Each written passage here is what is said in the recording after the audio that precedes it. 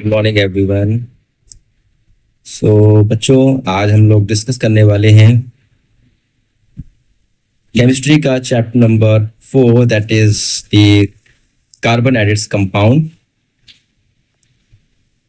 और इस टॉपिक में कार्बन और उसके कंपाउंड्स के बारे में डिस्कस करने वाले हैं। सबसे पहले इसमें जो फर्स्ट टॉपिक है कार्बन एंड कंपाउंड में, वो है कार्बन की properties and the covalent bond. As you know, carbon is a universal element और ये सभी एलिमेंट में लगभग पाया जाता है। पॉलिथीन हो, फूड प्रोडक्ट्स हो, एनिमल्स हो, ह्यूमन बीइंग हो, एयर हो, carbon is available in each and every corner of the world. So without carbon, nothing can be made. So carbon is a very important element. So we discuss the carbon. सबसे पहले carbon के बारे में discuss करने वाले हैं हम। तो कार्बन, जैसा हमें पता है कि कार्बन का जो एटॉमिक नंबर होता है वो 6 होता है और इसका कॉन्फ़िगरेशन, इलेक्ट्रॉनिक कॉन्फ़िगरेशन अगर हम करना चाहेंगे तो ये 2 K शेल और 4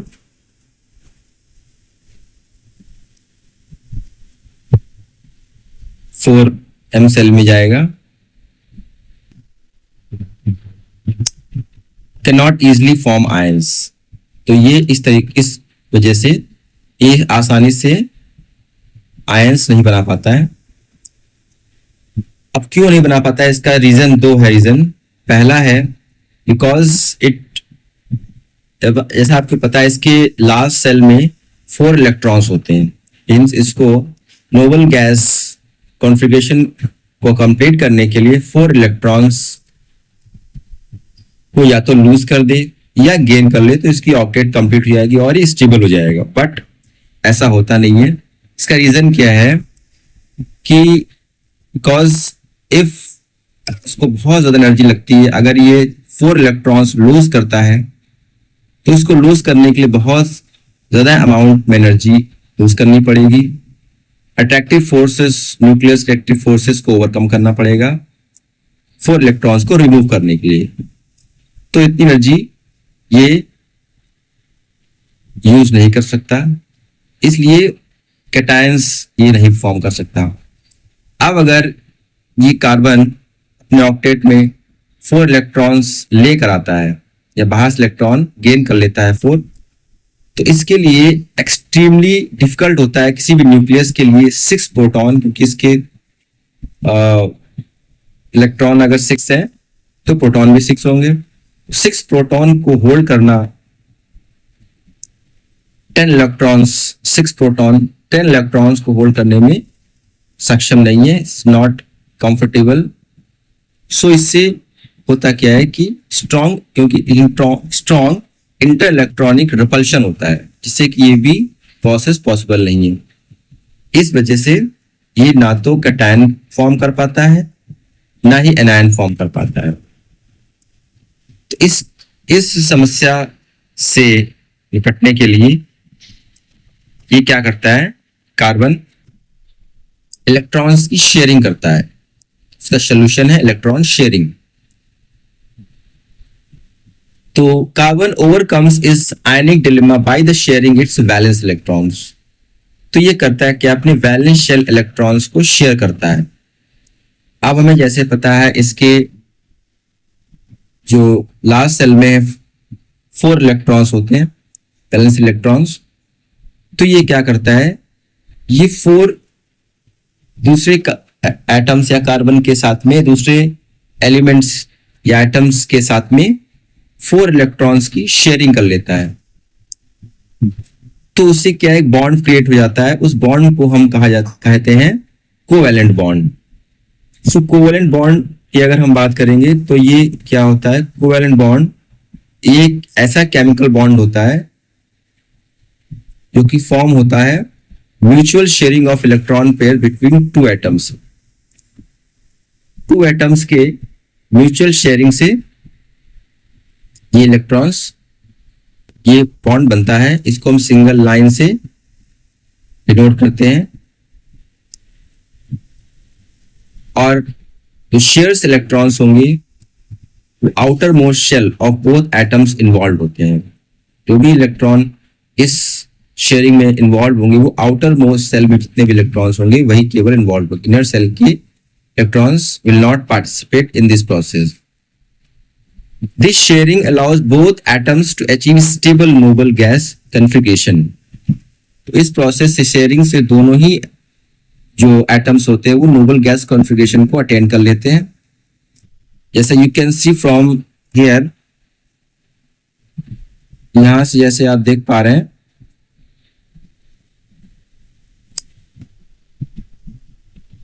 जैसे अब यहां से देख पा रहे हैं, ये हाइड्रोजन का एटम्स है और ये हाइड्रोजन एटम के आउटर मोस्ट सेल में एक इलेक्ट्रॉन है और दूसरे एटम में भी एक इलेक्ट्रॉन है आउटर मोस्ट शेल में।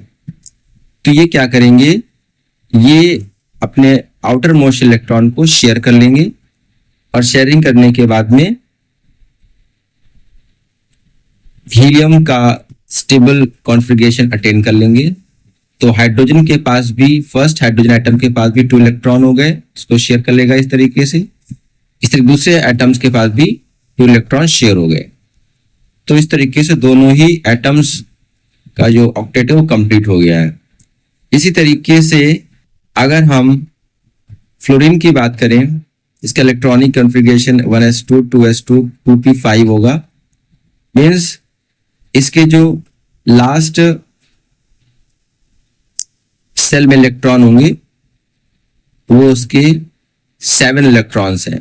तो इसको एक इलेक्ट्रॉन की जरूरत है दूसरे एटम से। तो ये क्या करेगा, फर्स्ट एटम फ्लोरीन का जो आउटर मोस्ट सेल है वो दूसरे फ्लोरीन एटम के बैलेंस सेल से एक इलेक्ट्रॉन की शेयरिंग कर लेगा। और अब यहां से आप देख सकते हैं कि यहां से इसकी जो ऑक्टेट है वो कंप्लीट हो गई है। इस फ्लोरीन एटम के पास भी 8 इलेक्ट्रॉन हो गए इस तरीके से और दूसरे वाले फ्लोरीन एटम्स के साथ में भी 8 इलेक्ट्रॉन्स हो गए हैं और इसकी ऑक्टेट कंप्लीट हो गई है। ऑक्टेट कंप्लीट हो गई और ये स्टेबल हो गया है।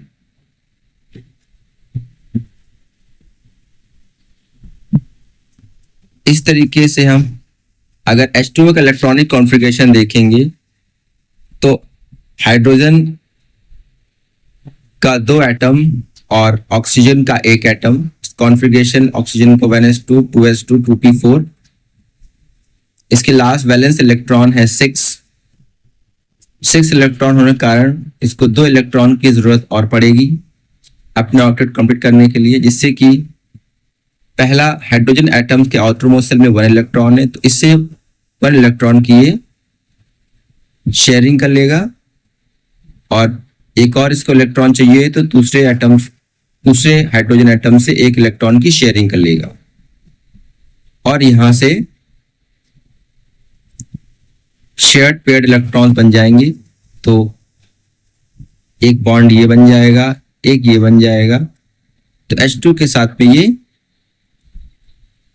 सिंगल बॉन्ड के साथ में H2 मॉलिक्यूल फॉर्म कर लेता है शेयर इलेक्ट्रॉन्स के द्वारा।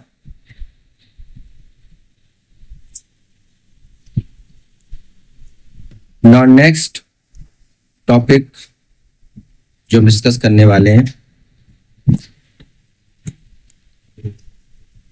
अब सिंगल बॉन्ड किस तरीके से बनता है। सिंगल बॉन्ड हमारा तब बनता है जब एक इलेक्ट्रॉन की शेयरिंग, 1 इलेक्ट्रॉन पेयर की शेयरिंग होती है। तो जो बॉन्ड फॉर्म होता है that is called single bond. और इसका एक एग्जांपल है मीथेन। इसका केमिकल फॉर्मूला होता है मॉलिक्यूल का CH4। कार्बन का 1 एटम एंड हाइड्रोजन का 4 एटम इसके साथ में होता है और इसको हम सिंगल सॉलिड लाइन से डिनोट करते हैं। सेंट्रल कार्बन एटम अपने 4 वैलेंस इलेक्ट्रॉन्स को 4 इंडिविजुअल हाइड्रोजन एटम से एटम से शेयर करता है। और इस तरीके से अगर हम इसका इलेक्ट्रॉनिक कॉन्फ़िगरेशन बनाना चाहें तो एक हाइड्रोजन इधर होता है, एक हाइड्रोजन इस साइड में, एक हाइड्रोजन इस साइड में और एक हाइड्रोजन इस टाइप। तो ये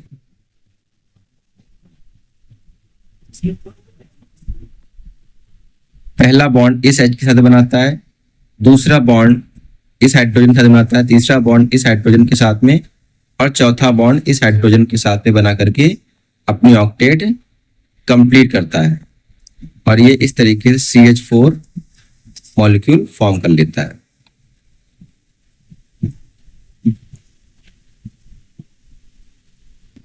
नाउ नेक्स्ट बात करेंगे डबल बॉन्ड की। तो डबल बॉन्ड किस तरीके से बनता है? डबल बॉन्ड जब two pairs of electrons, two pairs और 4 इलेक्ट्रॉन्स की शेयरिंग हो तो एटम्स के बीच में, तो हमारा डबल बॉन्ड बनता है। इसको हम सिंगल डबल लाइन से, इसको हम डबल लाइन से रिप्रेजेंट करते हैं, पैरेलल सॉलिड लाइन से।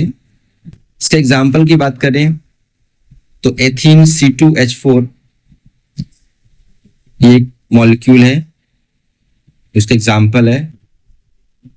2 कार्बन एटम्स शेयर करते हैं 2 pairs of electrons with each other और एक single strong double bond form करते हैं।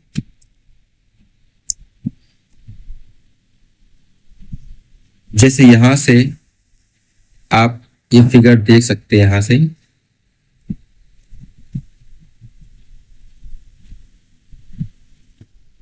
यहां से हम देख रहे हैं कि कार्बन 2 कार्बन है, एक कार्बन ये है, एक कार्बन ये है और ये कार्बन हाइड्रोजन के साथ में सिंगल बॉन्ड बना रहा है। एक ये हाइड्रोजन हो गया, एक ये, 2 हाइड्रोजन ये हो गए, 2 वैलेंसी यहां से कंप्लीट हो गई। एक हाइड्रोजन ये है, एक हाइड्रोजन ये है, 2 वैलेंसी यहां से कंप्लीट हो गई।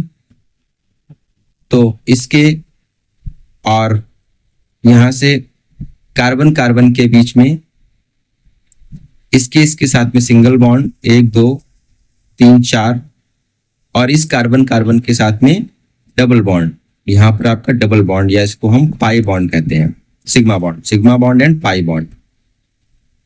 तो इस तरीके से इसके जो स्ट्रक्चर होता है H2 का, C2H4, यहां पर हम कार्बन मान सकते हैं, चाहे कार्बन है तो C2H4, कार्बन के बीच में डबल बॉन्ड और हाइड्रोजन और कार्बन के बीच में सिंगल बॉन्ड होता है।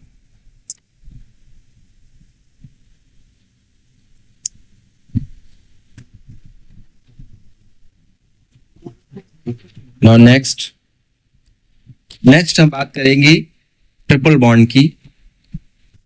तो ये कब बनता है ट्रिपल बॉन्ड? ट्रिपल बॉन्ड तब बनता है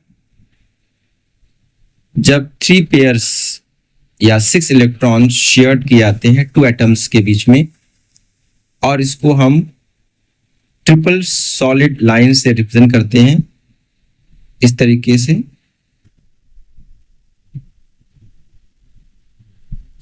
और इसकी अगर हम एग्जाम्पल की बात करें तो एथाइन C2H4, या इसको इस तरीके से भी हम लिखते हैं,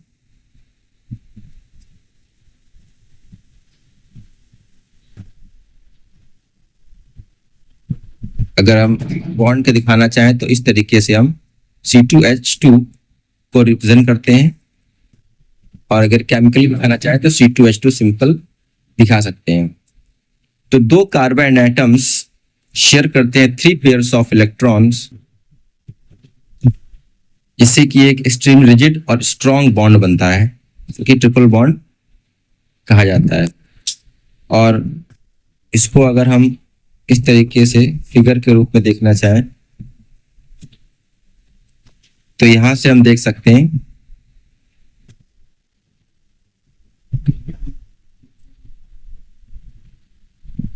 कि यहां पर ये कार्बन कार्बन के बीच में sp हाइब्रिडाइजेशन है, और ये कार्बन हाइड्रोजन के बीच में भी sp हाइब्रिडाइजेशन, और यहाँ पे डबल ट्रिपल बॉन्ड बनेगा इस तरीके से, और इसके साथ में सिंगल बॉन्ड यहाँ पे बनेगा।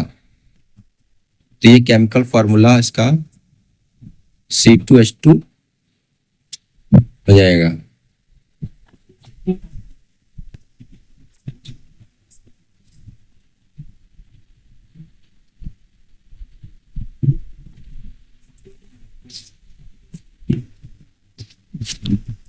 Now we discuss the properties of the covalent bond. अब हम कोवैलेंट बॉन्ड की प्रॉपर्टीज के बारे में डिस्कस करने वाले हैं। तो कोवैलेंट बॉन्ड जैसा कि कहा गया कि इसमें शेयरिंग ऑफ इलेक्ट्रॉन से ये बॉन्ड्स क्रिएट होते हैं।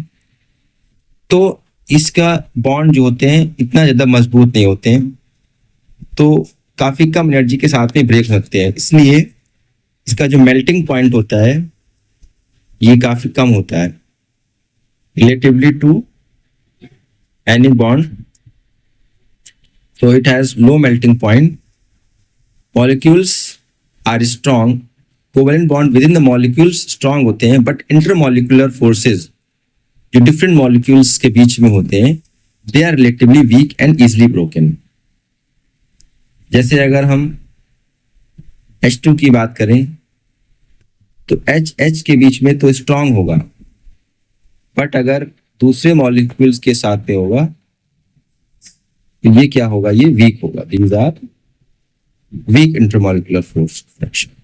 तो मॉलिक्यूल्स के बीच में जो फोर्स होगा ये वीक और इजिली ब्रोकन होगा। नेक्स्ट है कि ये अब चूंकि आयंस फॉर्म नहीं होते हैं इसलिए ये पुअर कंडक्टर्स होते हैं, बिकॉज शेयरिंग ऑफ इलेक्ट्रॉन से बनते हैं। कोई चार्ज आयंस नहीं होते हैं या फ्री फ्लोटिंग इलेक्ट्रॉन्स नहीं होते हैं, इसलिए they can generate to carry electrical currents.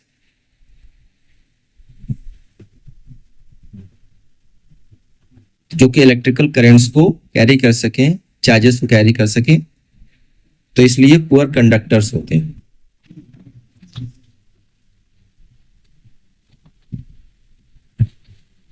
So this is all about the bonds, single bond, double bond and properties of carbon. तो आगे की क्लास, आगे का topic will discuss in next video. तो थैंक यू सो मच, और मेरे channels @DBS विश्वा को लाइक करते रहें। Thank you so much, have a nice day.